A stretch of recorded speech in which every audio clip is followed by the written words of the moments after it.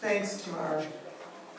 It's really old home week here tonight. I'm looking around at so many people who we've worked with in so many ways. It's just the most fun we have is having all of you here. You know, they say it takes a village to raise a child.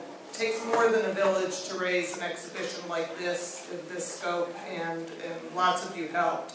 And it wouldn't have happened without you. Of course, the sponsors that David mentioned. And I want to give special accolades to our staff, our volunteers, and Bob Shelton of Xavier, who's been living with us for a week and working around the clock, and you will see the fruits of their labors soon.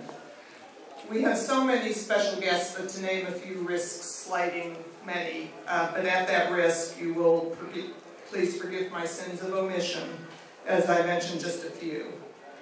We have many members tonight of our Board of Trustees and Advisory Committee here, and they give us hands-on help in everything we do. We always appreciate the support and presence of Mayor Burl Gordon of Beechwood, who's here tonight, third time we've seen each other this week. We partner daily with Western Reserve Historical Society and, of course, with Steve Hoffman and the Jewish Federation of Cleveland, and they're here tonight. And Bishop Lennon and the Catholic Diocese have been invaluable to us, as you'll see when you go into the Transition Gallery, and all throughout the years, as have been many members of the Polish-American community. So it's just been a real community event. Now, if you close your eyes and picture Jewish-Catholic relations in Cleveland, what do you see? I see Sam Miller and Bishop Hilla, and I am so glad to see them both here tonight with us again.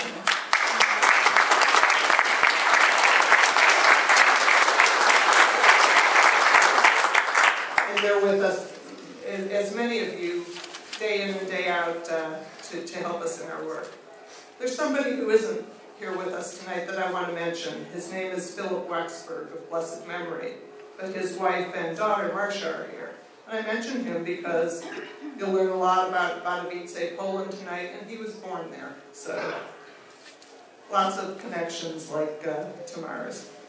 Now, there's a great tale that some of you know that go with blessing to one another in Cleveland, Ohio, in the Maltz Museum. And that tale begins in 2007. I was new here, and we were working with Han Lozier, one of our sponsors, and the Diocese of Cleveland, and we were trying to find a Catholic-Jewish something to bring us together and to create dialogue. We found blessing, we fell in love with it, we wanted it, we worked for a year, we sat in meetings, Linda Bender and I, for a year, and tried to get it here, and it just didn't work out. So fast forward 5 years, and my phone rings, and it's Nina Sundell of the Anti-Defamation League, who tells me that their Rabbi Eric Greenberg was at an event sitting next to Dr. James Buchanan at Xavier, and who told him there was a little hole in the schedule, and they talked about Cleveland. He said, oh, we tried to get it at the Maltz Museum. What do you think? And she said to me, you know, what do you think? And are you interested, and can you act really fast? Because it has to be now.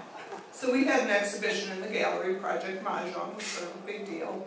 We had 2 more scheduled for this year, and we said, it's impossible, can't happen. And then, of course, the next day we said, we can't let this go again. We can't let it slip through our fingers. So David and I and lots of other folks got on the phone, we hit the phones, we hit the bricks, we hit the pavement, and we shifted schedules, raised some money, and the rest, as they say, is history. Now, Tamar mentioned that this is the 18th venue, and in the Jewish faith, as many of you know, 18 is an important number. Chai is the 2-letter symbol for life, and those 2 letters numerologically add up to 18. So is it any coincidence that we are the 18th venue, and that the show is opening tomorrow to the public on May 18th, which would have been Pope John Paul II's 92nd birthday? It just happens to be 7 years to the day from when it opened at Xavier in Cincinnati, in Ohio. So, you know, no coincidences.